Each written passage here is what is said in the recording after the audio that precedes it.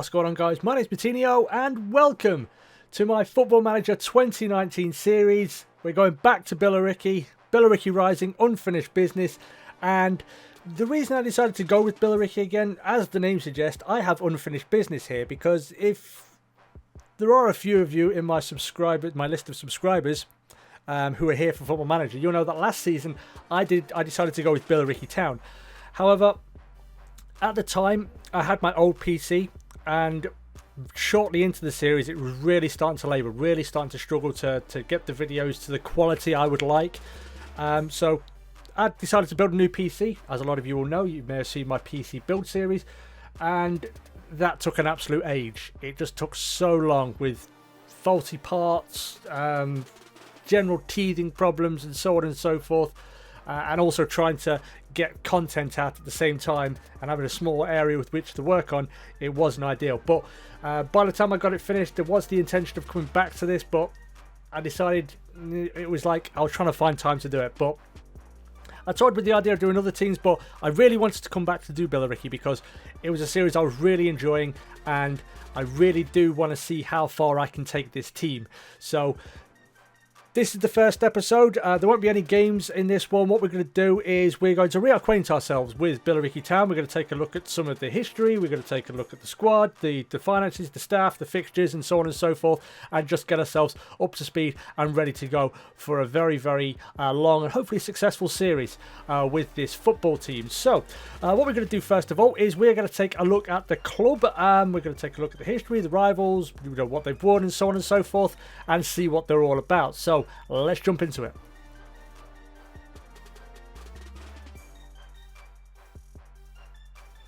Okay, so we'll start over here on the sort of the general screen here. So a lot of this information you may know already. So we're in the National League South. We were founded in 1880, so we're quite an old club, nearly 140 years old now. Semi-professional status. We've got a regional reputation at 1.5 stars, and we've got okay finances. The manager, of course, is myself. Look at that sexy bastard. Look at him. Ugh. Oh, okay, stop. No, I'll stop stroking my ego. The captain is a name that may be familiar to a few of you if you watched the last series. Danny Waldron, there. Very good midfielder for us last time out. Dean Inman is the vice captain. Again, a name that will be familiar to some of you who watched the last time out.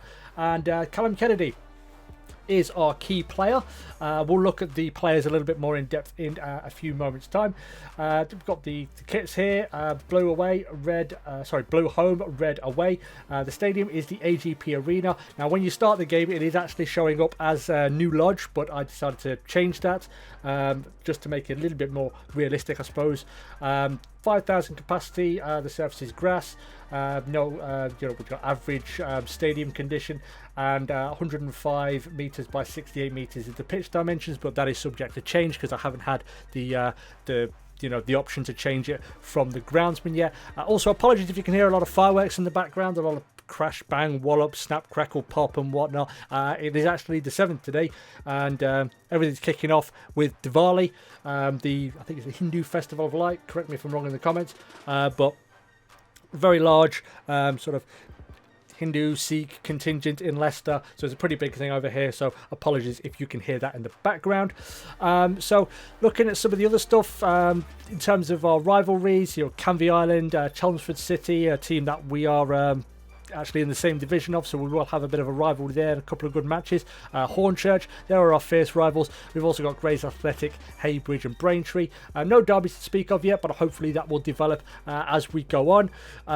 No legends at the club, but we've got John Kendall and Steve Jones as iconic players, and Chris Whelpdale and Nathan Elder are the favoured personnel. Chris Whelpdale is still playing for our fierce rival Chelmsford City, so that could be interesting as well.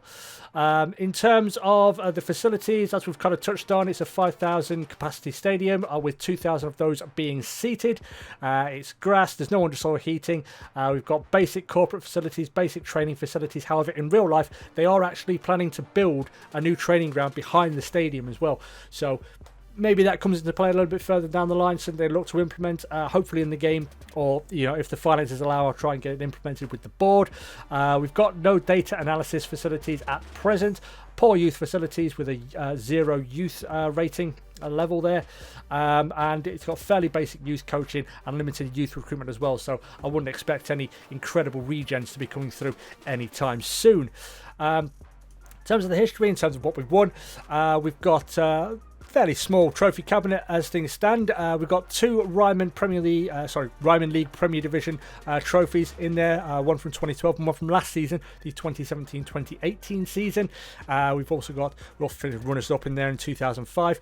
We've also got a couple of runners-up in the English Estemian League First Division in 81 and 98, and we've got 3 FA Vases, which came in a bit of a purple patch towards the mid to late 70s in 76, 77 and 79 there, and hopefully, all things being well, maybe we can add to that this season if all things go our way. We've got 1 affiliate club, which is Great Wakering, who we do have a friendly against, and we'll see that when we look at the fixtures in a short moment's time. It's been in place for about 3 years now, and we can send loan players to them, and there's an annual friendly, but the link is terminated if we do end up playing in the same division, and there is no annual fee as well there. So yeah, I mean, that's the sort of the overall history, just a brief overlay of what we're looking at. We can take a look at some of the records as well. Most league goals by player is Leon Gutsmore. That came in the late 90s. Most overall goals by player, I think that's in a season, is 51. So that's a pretty good season for him. Most league appearances, Leon Hunter, he's actually a scout now at Stevenage. Might be worth just adding him to our... Oh, we've already done it. I'm probably already looked at this screen. So yeah, there goes. But there's not much else here. That'll all be added to as we progress through the game.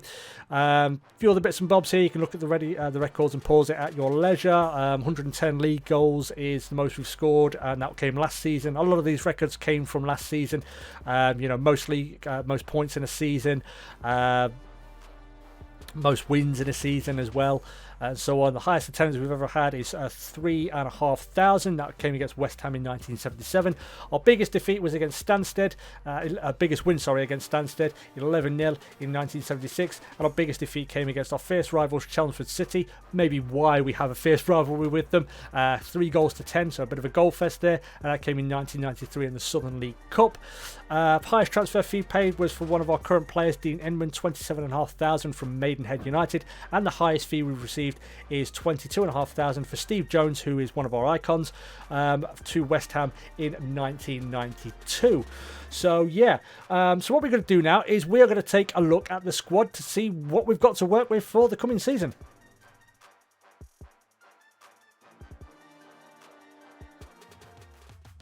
So here is the squad in terms of what we've got to work with, and we're going to just run through them quickly in terms of the areas and so on. So Alan Julian is our main goalkeeper. 35 years of age, so he's getting on a little bit now. Currently injured, he's got a pulled groin. How he pulled it, I don't want to know, I don't need to know. But he's going to be out for anywhere between 6 weeks and 3 months, which is 12 weeks basically. So we've already got 1 goalkeeper on the books at the moment. He probably would be our main number 1 goalkeeper, but you know, his handling isn't brilliant. He's not got a great first touch. He's not great one-on-ones, but he's got decent kicking. He's a bit eccentric. He's got a tendency to punch of 11. Decent teamwork and positioning, determination, decent jumping reach, strength and bravery. So probably is our starting goalkeeper as things stand. And we've got Lewis Wells carrying the bucket, well, carrying the team at the moment in the goalkeeper position with his injury. So again, not brilliant. I think there is definitely scope for improvement, and I think I am going to have to go out and get another one because, you know, Alan Jr. is 35, Lewis Wells is 36. So yeah, I'm probably going to have to go out and find another goalkeeper, but we'll see how he does. He just joined. Getting another goalkeeper in was a little bit of a challenge last time out in FM18. So he can play as a sweeper keeper though, so that might be advantageous depending on how I decide to set the team up and go about my business with regards to tactics. Moving on to defence now. The first one we're going to take a look at is Scott Doe, another new signing recently, joined on a free transfer, I believe. Decent in the right areas, I'd say, you know, tackling, marking, heading, positioning, teamwork. He's got decent leadership as well, so while it's probably not as good in that department as Waldron and Inman, if either of those two can't play, this guy probably will be taking the captain's armband in that sort of scenario. Decent natural fitness, not great pace, of course, which is a little bit of a worry because pace is a killer, you know, speed kills, as I say. So no nonsense centre back. I'd say he's one of our starting two there. The other one we've got is Dean Inman. Again, he might be familiar to you. Garnered our highest ever transfer fee. Yeah, again, good in the right areas. His marking isn't as good as those, but you know, good heading, good tackling, decent positioning and determination. He's got good bravery. The aggression at 17 is a little bit of a worry, but his physicals are also pretty good. Very good jumping reach, natural fitness, decent strength and stamina. So I'd say that Inman and Doe probably would be our two starting centre backs. We've also got Ricky Hales. 29 years of age. Again, not brilliant, but a decent backup. You know, marking and tackling are a 9 and an 8, and heading of 10. He's got decent determination and bravery. Again, the aggression at 15 a little bit high, and that could lead him into some difficult scenarios further down the line. Decent strength, okay pace, I guess you could say, for a defender at this level. Decent teamwork and work rate. So definitely the backup centre back, but I'd be somewhat confident in putting him there. But he's also got good long throws as well, so that could be advantageous as well, again depending on how we set up. Moving on to right back, S1-E1. I think I'm pronouncing that correctly. If I'm not, I apologise. Our only right back, or natural right back I suppose you could say. Not great, okay in some areas. He's got decent teamwork and work rate. His determination's pretty good. Again, he's got that quite high aggression, decent pace as well, very strong as well at 16. But yeah, considering we only have one right back, I think this is an area I definitely need to address in the transfer market.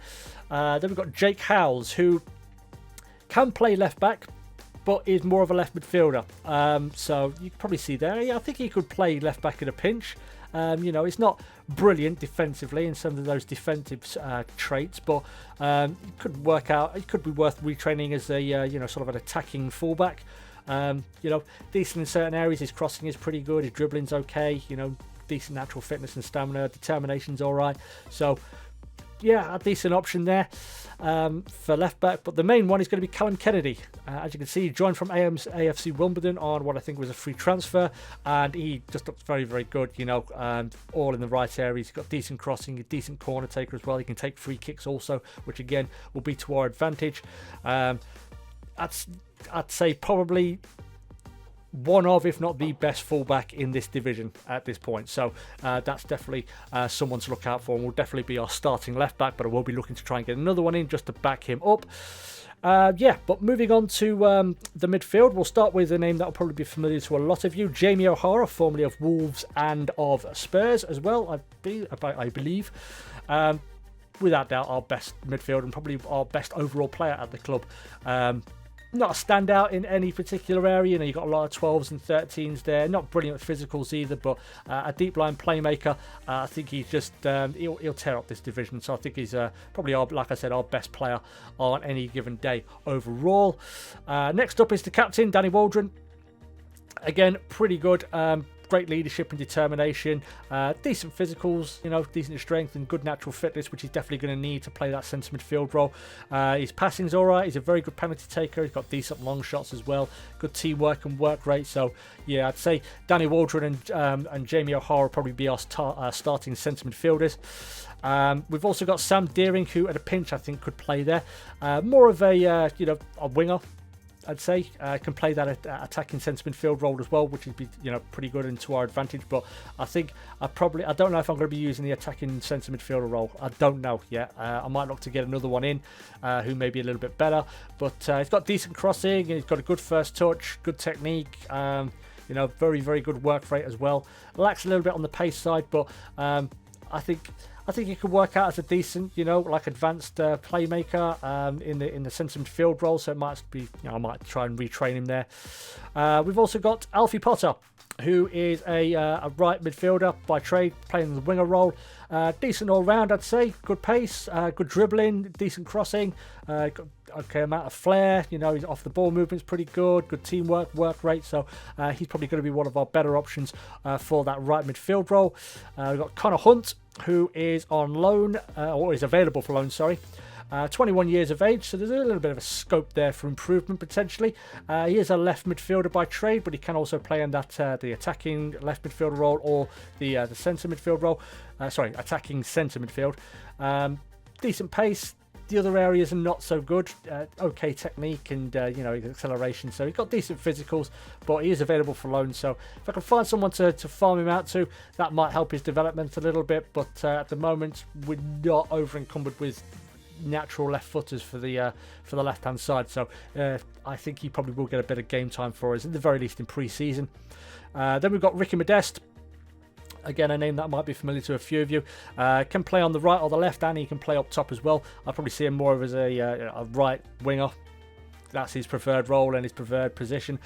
Decent dribbling, okay crossing, I guess. He's got a decent amount of flair, so a fair amount of tricks up his sleeve. Decent pace and natural fitness, so he probably is going to be our starting right winger. Consider we don't have any more, don't have Jermaine Pennant on the books anymore. He left quite late into 2017 after a short period with Billericay Town.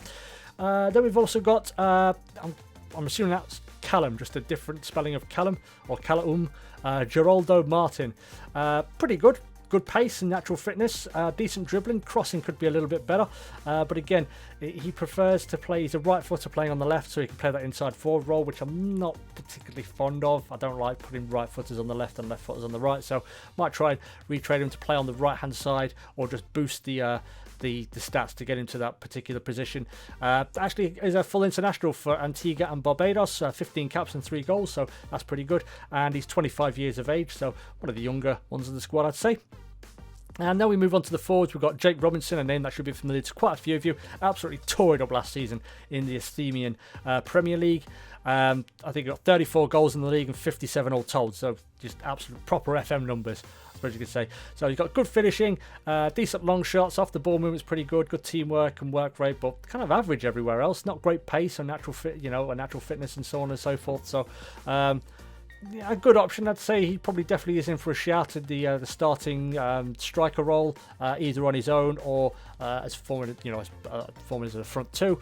So yeah, good option. Age is not on his side. He's 31 years of age at the moment, so we don't know how long we're going to get him. So I might just, I'm going to try and use him as much as I can before age catches up to him a little bit further. Then we've got Moses Emmanuel, another new name, joined this season. Good dribbling and finishing. He can play on the right, left of the midfield, but I'd probably see him more as a striker, using that pace and that finishing. Probably where I'd probably prefer to play him. Decent first touch. His heading is not brilliant. Neither is his jumping reach, but he is only 168 centimetres tall and 11 stones soaking wet through, fully clothed. Yeah, so a decent option there. Speedy forward. Definitely will get some game time with us. We've got Alan Coombs. Again, 27 years of age. Again, okay in certain areas. Got decent pace. His determination and flair are pretty good as well. Decent dribbling and finishing. Not outstanding, but brilliant and definitely okay for this level, I'd say. Natural fitness isn't brilliant though.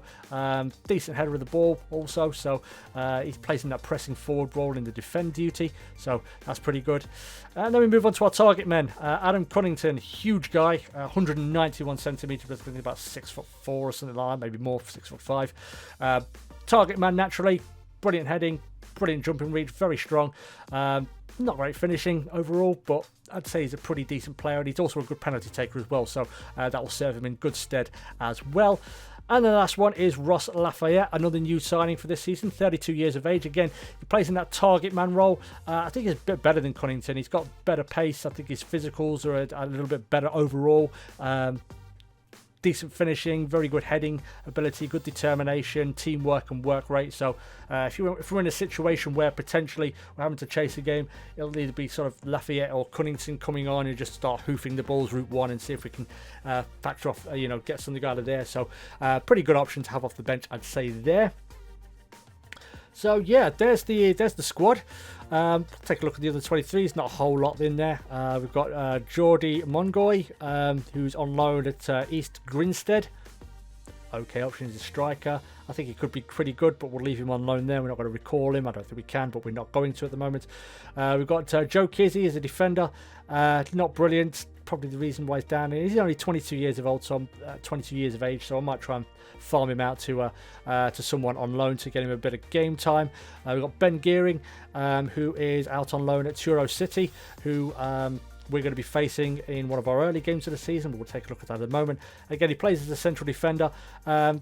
Okay in certain areas, but like I said, I think he just needs a bit more game time. 27 years of age, so he's not going to improve a lot. So Don't know if he'd probably get a game ahead of Inman or Doe, but he might have been a decent option to have as a backup. And then we've got Lawrence Wymark, backup goalkeeper, probably will be called upon at some point. Not bad overall, got decent reflexes. His handling, his one-on-ones ain't brilliant though, and his passing's not very good. But he's 20 years of age, so he's got quite a bit of time to still improve and kick on a little bit. So he's out of contract at the moment, but I might sign him to a new one and try and get him out on loan. But at the moment, I think I might need him just to play backup unless I can get someone else in. And the under-18s, no one, as you would imagine from having 0 youth facilities. Right then, so that's that. What we're going to do now, though, is we're going to just take a quick look at the staff and the finances next up to see what we're looking like on that front.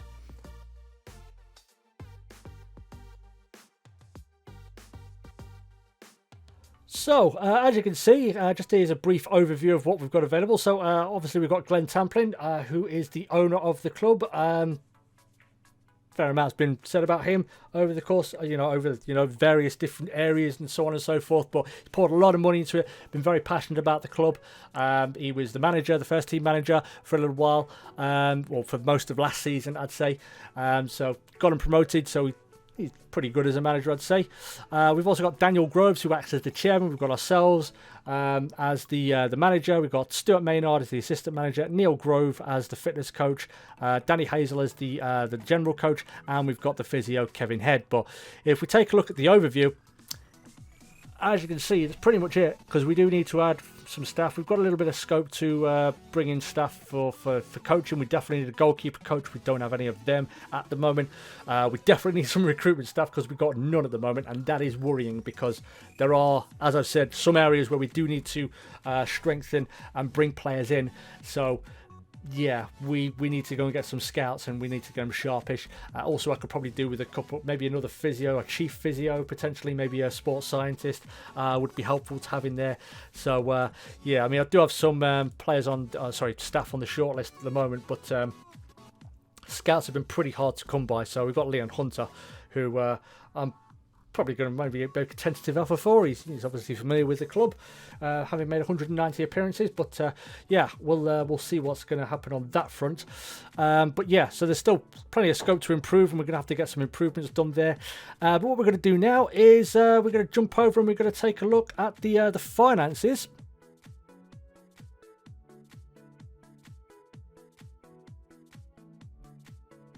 We're pretty healthy, I'd say. Nearly 10 million in the bank. In terms of the transfer budget, we've got 175,000 with which to spend, but we're only getting 25% of the any transfer revenue we make. So not getting a whole lot back. There's not really going to be an advantage to selling players, I don't think, and I don't think we're really in a position to sell players considering the state of some areas of our squad. The wage budget is £30,000 per week, but we're currently spending 26,000 as things stand. So we've got about £4,000 with which to spend there. I could definitely work with that at this level. I think we've got, decent amount of space there with, a bit of wiggle room to bring some players in and so on and so forth. Take a quick look at sort of the debts. We've got a couple of chairman loans. On the same day, he gifted us 2.5 million. Why didn't just do one of 5 million? I don't know, because they both came on the same day. But there we go. So we've got to pay that back by 2025, which hopefully we will with some winning, some fees for prize money and so on and so forth. We've got 3 sponsors. The main kit bringing in 10k a season, and that's going to expire at the end of this one. So hopefully we'll get a new one, which will bring in a bit more cash. And a couple of stadium sponsors, both bringing in 12,500, and they both run until the end of the 2020-2021 season. And just a quick look at the projection there. The 3-year projection is taking us, basically halving what we have. But again, anything can change there. Prize money, I don't think it's going to be great down at this level. But you never know. Maybe the chairman or the owner, Glenn Tamplin, will pump a little bit more money in if it's needed. But even so, 5 million is nothing to be sniffed at, especially at this level. So I think we're okay. I'll keep an eye on it, but I don't think it's anything that we need to be particularly worried about. But I'm not going to go crazy at the same time. So what we're going to do now, though, is we're going to take a look briefly at the fixtures to round out this episode.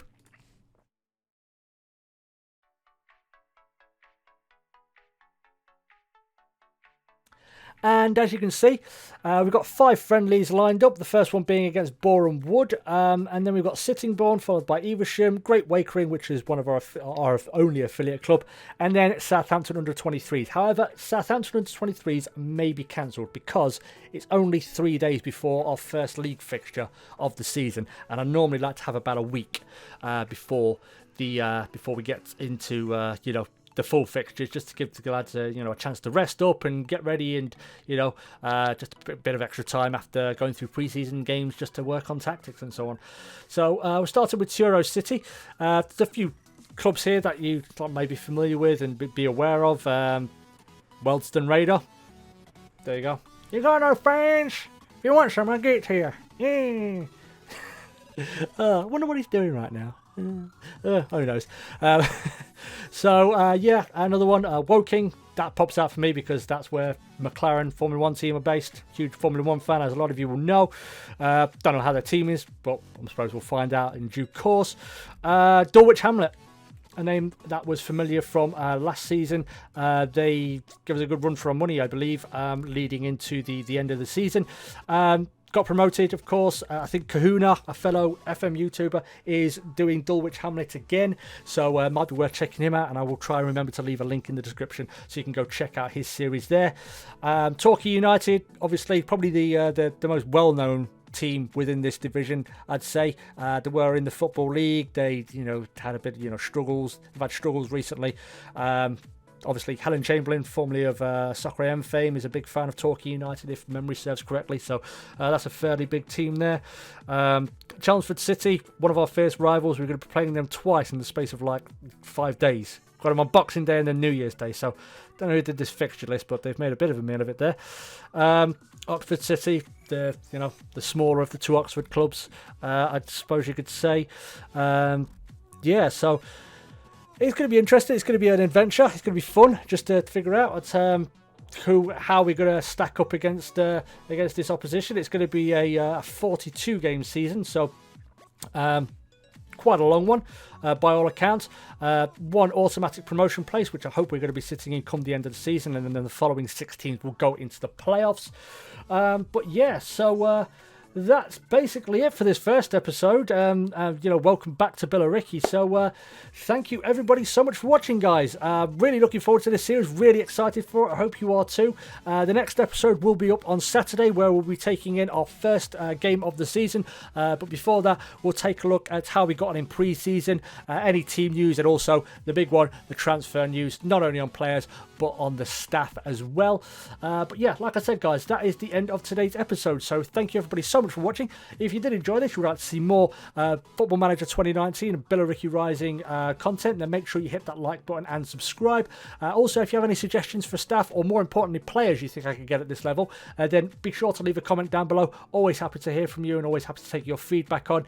Had a really good start to this series last time, so hopefully we're going to get that again. So really looking forward to this series, so thank you. So that's, like I said, the end of the episode, guys. Thanks for watching once again. Stay cool, and as always, I will catch you in the next video, where we'll be taking on Truro City. Peace.